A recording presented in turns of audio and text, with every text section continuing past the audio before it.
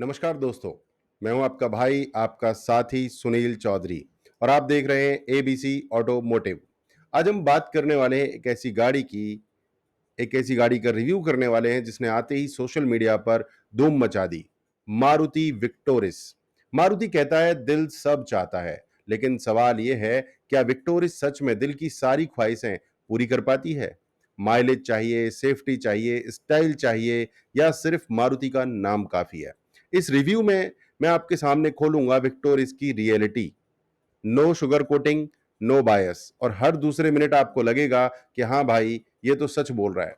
तो वीडियो को अंत तक देखना। अगर आप मारुति लवर्स हो या हेटर्स, दोनों को मजा आने वाला है। और हाँ, सब्सक्राइब करना मत भूलना, क्योंकि यहाँ आपको मिलते हैं रियल रिव्यूज, रियल फन और रियल ट्रुथ। तो दोस्तों, सबसे पहले बात करते हैं एक्सटीरियर डिजाइन और रोड प्रेजेंस की। गाड़ी की शक्ल सूरत की। विक्टोरिस को मारुति ने नया नाम देकर बाजार में उतारा, लेकिन डिजाइन देखकर पहली नजर में क्या लगता है? वाह, एसयूवी है। अरे भाई, ग्रैंड विटारा का कजिन आ गया है। ग्रैंड विटारा का थोड़ा शक्ल सूरत बदल दी है। फ्रंट से एलईडी डीआरएल्स, प्रोजेक्टर हेडलैम्प्स और पियानो ब्लैक ग्रिल, सब कुछ दिया है। लेकिन असली सवाल, क्या ये प्रीमियम लगता है या बस कॉस्मेटिक्स का खेल है? देखने वालों को लगेगा हाँ भाई दूर से चमक दमक है, पर पास आकर लगेगा थोड़ा उधार लिया हुआ डिजाइन है किसी और गाड़ी से। साइड प्रोफाइल में अगर आए तो 17 इंच के डुअल टोन एलॉय व्हील्स दिए गए हैं। गाड़ी का जो ग्राउंड क्लियरेंस है वो है 209 mm और बोल्ड एसयूवी जैसी लगती है। ये बहुत अच्छा प्लस पॉइंट है। रूफ रेल्स दिए गए हैं, शार्क फिन एंटीना दिया गया है और पैनोरेमिक सनरूफ का ऑप्शन दिया गया है। ये तो भैया आंखों को अच्छी लगने वाली चीजें दी गई हैं, मतलब बोले तो आई कैंडी दी गई हैं।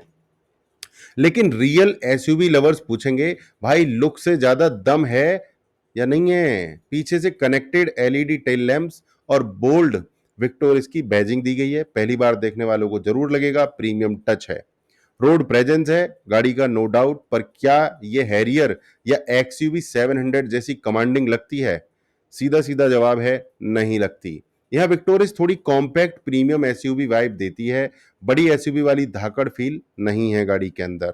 तो डिजाइन अच्छा है, फ्रेश है, बोल्ड है, लेकिन ग्राउंड रियलिटी ये है, ये आपको वाव फैक्टर से ज्यादा ओके फैक्टर देती है। और अगर आप सच जानना चाहते हो, रोड पर देखने वाले जरूर नोटिस करेंगे, लेकिन रिस्पेक्ट में हाथ जोड़ेंगे ऐसा सीन नहीं बनने वाला है। तो दोस्तों, अगर आप भी मानते हो कि गाड़ी में लुक्स तो हैं पर करिश्मा मिसिंग है, तो कमेंट में जरूर बताइएगा। और हाँ, सब्सक्राइब कर लो, क्योंकि अगला हिस्सा और भी ज्यादा चुभेगा। इंटीरियर और फीचर्स की बात कर लेते हैं। दोस्तों, गाड़ी का इंटीरियर खोलो तो पहली नजर में आपको लगेगा हाँ कुछ नया है, कुछ मॉडर्न है। 10.1 इंच का टच स्क्रीन, 10.25 इंच का डिजिटल ड्राइवर डिस्प्ले और हेड अप डिस्प्ले, सब कुछ टेक्निकल लोडेड दिया गया गाड़ी में। बड़ी बात यह है कि मारुति में पैनोरामिक सनरूफ भी दिया गया है, वेंटिलेटेड सीट्स भी दी गई हैं, ड्राइवर की सीट पावर्ड दी गई है। ये सब फीचर्स अच्छे लगते हैं, लेकिन क्या इनकी एग्जीक्यूशन वर्ल्ड क्लास है? सच बताऊं तो स्क्रीन जो है दी गई है सामने, वो मोटी मोटी सी लगी। डैशबोर्ड पर ऐसे बैठी जैसे पुरानी नोकिया फोन की बैटरी। आज के टाइम में Hyundai, किया, महिंद्रा स्लिम डिस्प्ले दे रहे हैं और मारुति अभी भी आउटडेटेड चंकी डिजाइन पर अटका है। देखने में सस्ता फील और यहीं से इंटीरियर की प्रीमियम वाइब गिर जाती है। हाँ, 64 colour ambient lighting, wireless charging, type C fast charging, Dolby Atmos sound, ये सब इस गाड़ी की शान बढ़ाते हैं। लेकिन जब आप गाड़ी चलाते हो तो ये सारी चमक दमक भूलकर आपको याद आता है, भाई ये इंफोटेनमेंट इतना भारी क्यों लग रहा है? रियर सीट कंफर्ट ठीक ठाक है, decent leg room, under thigh support ठीक है, मैनेजेबल है, लेकिन टॉल पैसेंजर्स के लिए हेड रूम की कमी है, उनको कॉम्प्रोमाइज करना पड़ेगा। गाड़ी में प्राइवेसी कर्टेन्स नहीं दिए गए हैं, बेटर कशनिंग की कमी लगती है। मतलब फीचर्स तो भरे पड़े हैं गाड़ी में, पर जो फिनिश होनी चाहिए गाड़ी में वो मिसिंग है। तो ऑडियंस से मेरा सवाल है, आपको क्या लगता है, फीचर्स इंपॉर्टेंट हैं या उनकी फिनिशिंग और क्वालिटी ज्यादा मायने रखती है? कमेंट में बताइए और सब्सक्राइब कर लीजिए, क्योंकि आगे मैं इंजन और माइलेज का सच खोलने वाला हूं और यही खेल जो है पूरा पलटने वाला है। मारुति हर बार कहता है माइलेज हमारी जान है, और विक्टोरिस में तो कंपनी ने पूरा तीर चला दिया। माइल्ड हाइब्रिड, स्ट्रॉन्ग हाइब्रिड और सीएनजी ऑप्शन, और सीएनजी ऑप्शन भी ऐसा जिसमें गाड़ी का जो है स्पेस भी नहीं घेरा जा रहा है। कागज पर सुनने में सारे फीचर्स रॉयल लगते हैं, लेकिन ग्राउंड रियलिटी क्या है? आइए खोलते हैं सच। माइल्ड हाइब्रिड का 1.5 लीटर का के सीरीज इंजन, वही पुराना टेस्टेड सेटअप, 103 पीएस का पावर और 139 एमएम का टॉर्क। पावर फिगर सुनकर लगता है ठीक ठाक, पर जब आप इसे चलाते हो तो एहसास होता है भाई ये गर्मी में ठंडी हवा वाला पंखा है। काम तो करता है पर दम नहीं भरता। स्ट्रॉन्ग हाइब्रिड की बात करें तो मारुति कहती है 28 किलोमीटर से ज्यादा का माइलेज।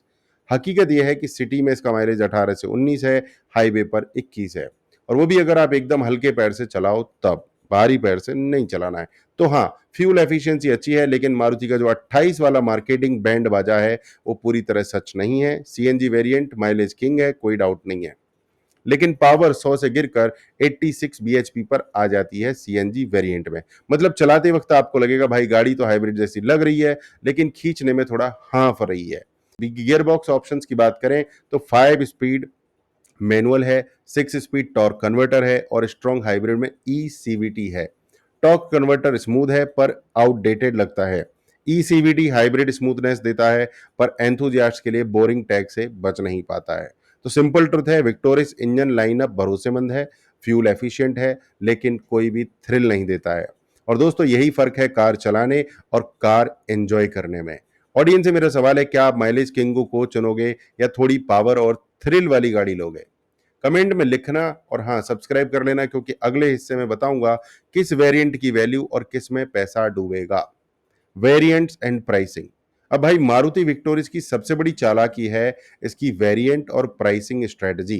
कंपनी ने इसे इस तरह स्प्रेड किया है हर कोई सोचे मेरे बजट में आ जाएगी, लेकिन जब आप शोरूम पहुंचते हैं तब असली शौक लगता है। Base variant LXI mild hybrid लगभग 10.5 लाख से शुरू है, लेकिन फीचर्स इतने कट किए गए हैं आपको लगेगा भाई ये तो सिर्फ गाड़ी चलाने का लाइसेंस दे रहे हैं, कोई भी एक्सपीरियंस नहीं दे रहे।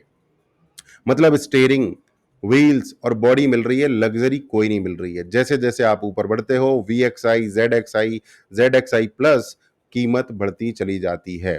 टॉप ट्रिम जो है वो 20 लाख तक पहुंचते हैं, और वहीं आप सोचते हैं अगर मैं 20 लाख दूं तो स्कॉर्पियो एन, हैरियर, XUV 700 जैसी गाड़ियां भी लाइन में खड़ी हैं। स्ट्रॉन्ग हाइब्रिड का एंट्री पॉइंट 16 लाख है।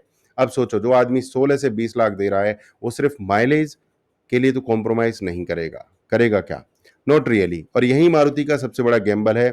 CNG variant value for money है, इसलिए सबसे ज्यादा बिकेगा, क्योंकि मारुति का कस्टमर बेस माइलेज ओरिएंटेड है। लेकिन यहां भी ऑटोमेटिक ऑप्शन गायब है, मतलब सुविधा सेक्रीफाइस करनी पड़ेगी। सिंपल लाइन, विक्टोरियस के low mid variants value for money है, लेकिन टॉप वेरिएंट्स पर आपकी जेब ढीली होगी और दिल में खटका रहेगा। और दोस्तों यही साइकोलॉजी गेम मारुति हमेशा से खेलती आई है। एंट्री सस्ती दिखाओ, लेकिन असली पैसा मिड हाई ट्रिम से निकालो। ऑडियंस से मेरा सवाल है, आपको लगता है बेस वेरिएंट लेना समझदारी है या सीधा मिड वेरिएंट बेस्ट है? कमेंट में आप बताना, और हाँ सब्सक्राइब करना मत भूलना, क्योंकि अब मैं बताने वाला हूं असली प्रोज एंड कॉन्स जो विक्टोरिस को बनाएंगे या गिराएंगे। तो दोस्तों बात करते हैं प्रोज एंड कॉन्स की। देखो दोस्तों, चाहे मैं कितना भी रूथलेस रिव्यू करूं, सच यह है कि विक्टोरिस के पास कुछ सॉलिड प्रोज भी हैं, और अगर इन्हें इग्नोर कर दिया तो बात अधूरी रह जाएगी। सबसे पहले बात करते हैं सेफ्टी की। मारुति ने पहली बार साबित किया कि सिर्फ टीन का डब्बा नहीं है उनकी गाड़ी। ग्लोबल एनकैप और भारत एनकैप दोनों में 5 स्टार रेटिंग मिली है मारुति विक्टोरिस को। ये एक अचीवमेंट है और क्रेडिट देना पड़ेगा। दूसरा, फ्यूल एफिशिएंसी। स्ट्रॉन्ग हाइब्रिड में 28 किलोमीटर का दावा, सीएनजी में तो और भी ज्यादा मजा। हाँ, ग्राउंड रियलिटी कम है, लेकिन माइलेज की रेस में विक्टोरिस अब भी राजा है। तीसरा फायदा, multiple fuel options, petrol, hybrid, CNG, AWD. एक ही गाड़ी में इतने वैरायटी किसी कंपटीटर में नहीं है। मतलब मारुति ने हर तरह के कस्टमर को पकड़ने की कोशिश की है, माइलेज लवर्स को भी, टेक लवर्स को भी और एडवेंचर लवर्स को भी। चौथा पॉइंट है फीचर्स लोडेड। गाड़ी में एडास लेवल 2 दिया गया है, 360 डिग्री कैमरा दिया गया है, HUD है, वेंटिलेटेड सीट्स हैं, पैनोरामिक सनरूफ, सब कुछ लिस्ट में है। मतलब फीचर ब्रोशर देखोगे तो लगेगा प्रीमियम यूरोपियन एसयूवी ले ली। और हाँ, पांचवा, आफ्टर सेल्स नेटवर्क। मारुति की गाड़ी है तो पार्ट्स हर कोने कोने में मिलने वाले हैं। सर्विस सेंटर्स इतने हैं कि गांव का बच्चा भी बोलेगा हाँ भाई मारुति तो सर्विस पे नंबर 1 है। तो ये थे मारुति विक्टोरिस के कुछ फायदे, प्रोज, लेकिन यहाँ ट्विस्ट है। इन प्रोज के पीछे छिपे हैं कुछ ऐसे कॉन्स जो आपको गाड़ी खरीदने से पहले सोचने पर मजबूर कर देंगे। तो दोस्तों आपसे सवाल है, क्या आपके लिए सेफ्टी, माइलेज, फीचर्स काफी हैं या आप कॉन्स भी जानना चाहोगे? स्टे ट्यून्ड और सब्सक्राइब मार दो, क्योंकि अब मैं खोलने वाला हूं मारुति विक्टोरिस की पोल और सबसे खतरनाक कॉन्स।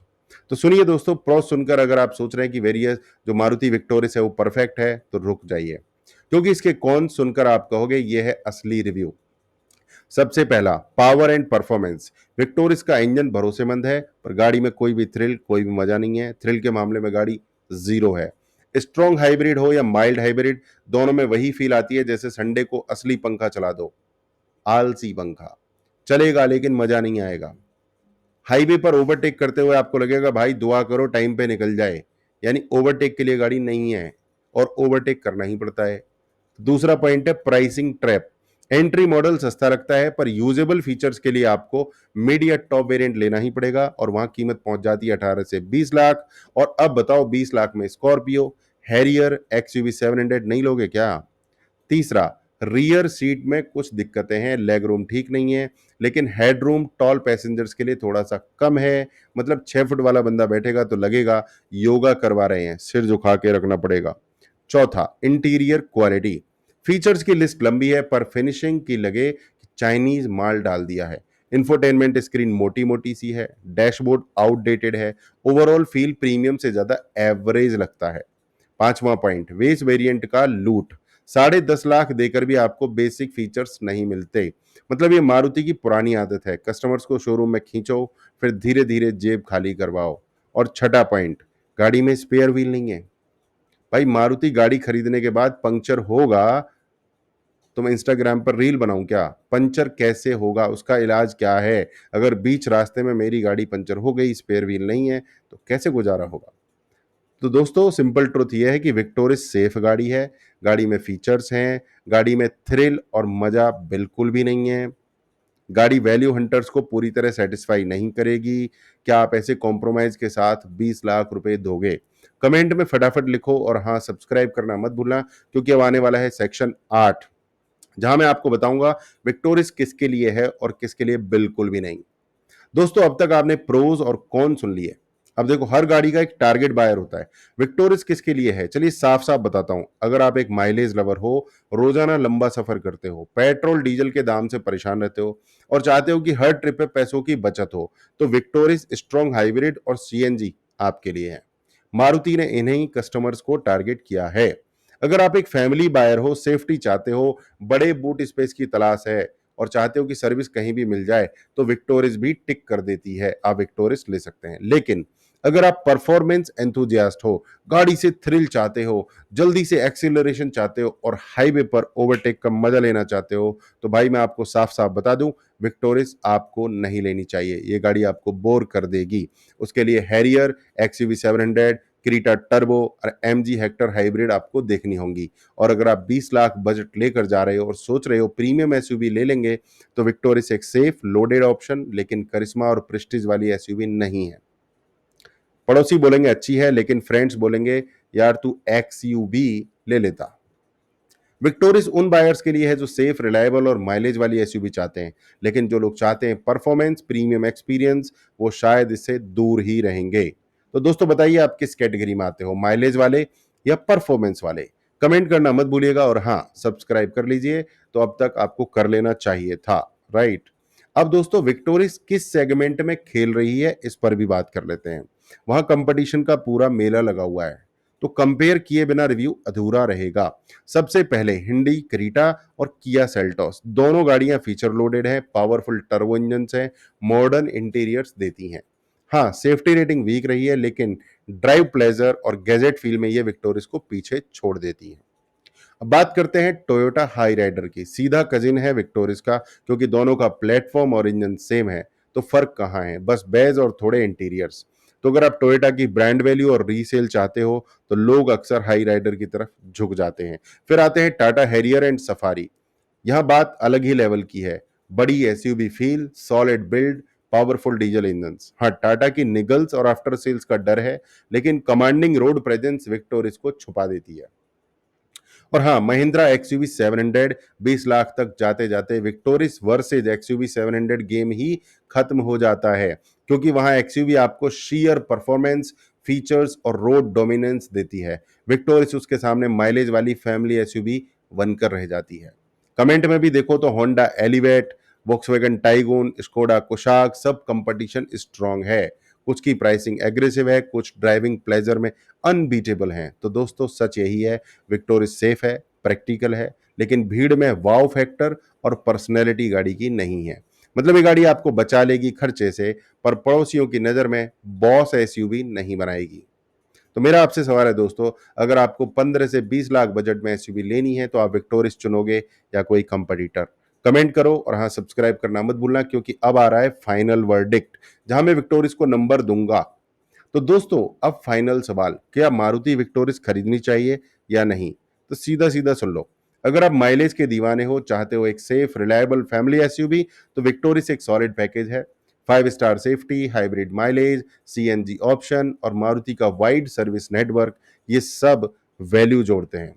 अगर आप थ्रिल चाहते हो, हाईवे पर दमदार ओवरटेकिंग चाहते हो, इंटीरियर्स में वाव फैक्टर चाहते हो और चाहते हो एसयूवी चलाते वक्त लोगों की गर्दन घूमे, तो विक्टोरिस आपको बोर कर देगी।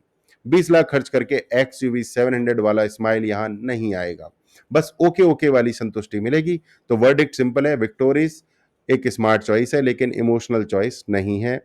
मारुति ने सेफ खेला है लेकिन बोल्ड नहीं खेला। अब आपकी बारी है, कमेंट में आप बताइए, आप विक्टोरिस लोगे या कोई कंपटीटर चुनोगे? आपको ये ऑनेस्ट रिव्यू पसंद आया तो वीडियो को लाइक करो, दोस्तों के साथ शेयर करो, चैनल को सब्सक्राइब करो, क्योंकि यहाँ मिलता है आपको सच, बिना फिल्टर, बिना बायस, बस धमाकेदार स्टाइल में। और दोस्तों मैं हूं आपका भाई सुनील चौधरी, और ये था हमारा ruthless witty full on tadka review Maruti Victoris 2025 का। अगली बार और भी बेहतरीन रिव्यू लेकर आपकी सेवा में हाजिर होने वाला हूं। तब तक के लिए खुश रहिए, मस्त रहिए। नमस्कार, जय हिंद, जय भारत।